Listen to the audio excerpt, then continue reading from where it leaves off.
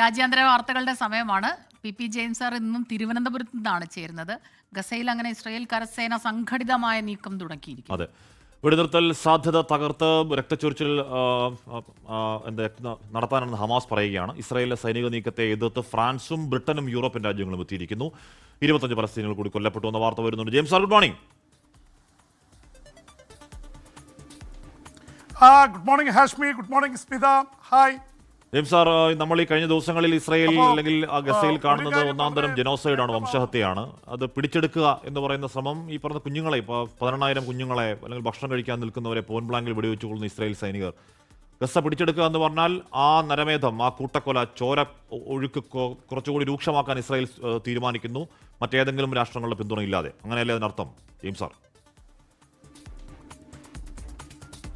തീർച്ചയായിട്ടും ഹാഷ്മി, 23 ലക്ഷം പേരാണ് Gaza മുനമ്പിലുള്ളത്. അതിലാദ്യം Gaza city പിടിച്ചെടുക്കുക, അത് കഴിഞ്ഞ് മറ്റു പ്രദേശങ്ങൾ കരസേന ഇറക്കി.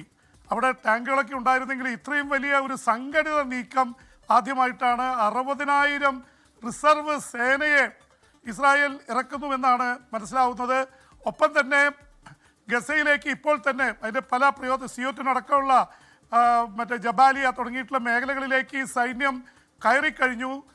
ഇനി 60,000 റിസർവ് സേനയെ സെപ്റ്റംബർ മാസത്തോടുകൂടി, എന്ന് വെച്ചാൽ ഇനി ഒരു 10-15 ദിവസത്തിനുള്ളിൽ റിസർവ് സേന കൂടി വരുന്നതോടെ ഗസയിലേക്ക് സൈനിക ടാങ്കുകളും പട്ടാളവും ഒരു യുദ്ധം, നേരിട്ട് കരയുദ്ധത്തിലേക്ക് കാര്യങ്ങൾ പോവുകയാണ്. 23 ലക്ഷം സാധാരണക്കാരായിട്ടുള്ള മനുഷ്യരാണ് ഇതാകാൻ പോകുന്നത്.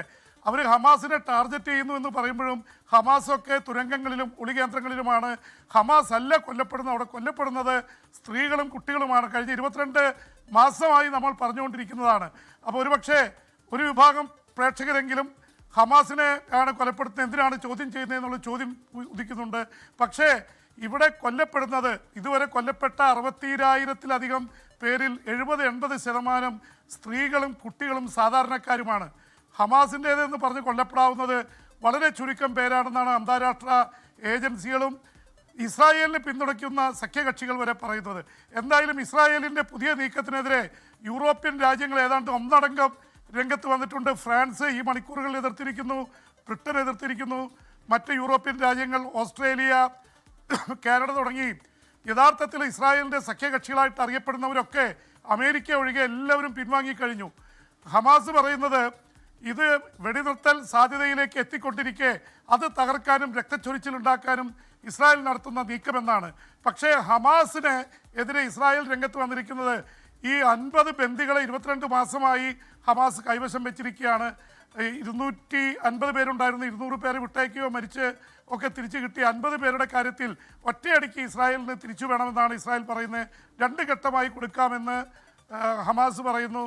പക്ഷേ ഹമാസിനും ഉള്ള ഒരു പേടി, എല്ലാവരെയും തിരിച്ചു കിട്ടിയാൽ ഇസ്രായേൽ യുദ്ധം കൂടുതൽ രൂക്ഷമാക്കും. അതുകൊണ്ട് ഇത്തരം ബാർഗെയിൻ നടന്നുകൊണ്ടിരിക്കുകയാണ്, വിലപേശൽ നടന്നുകൊണ്ടിരിക്കുകയാണ് ഹാഷ്മി, സ്മിത. അപ്പം കാര്യങ്ങൾ കൈവിട്ടു പോകുന്ന തരത്തിൽ തന്നെയാണ്. അമേരിക്ക മൗനം പാലിക്കുകയും ചെയ്യുന്നു. ഈ മണിക്കൂറുകളിൽ 25 പാലസ്തീനികൾ കൂടി കൊല്ലപ്പെട്ടിരിക്കുന്നു എന്ന വാർത്ത വരുന്നു. അതിലെ മാതാപിതാക്കൾ 3 കുട്ടികളും ഉൾപ്പെട്ടിട്ടുണ്ട് എന്ന വാർത്ത കൂടിയാണ് ഈ മണിക്കൂറുകളിൽ വരുന്നത്. സ്മിത, ഹാഷ്മി.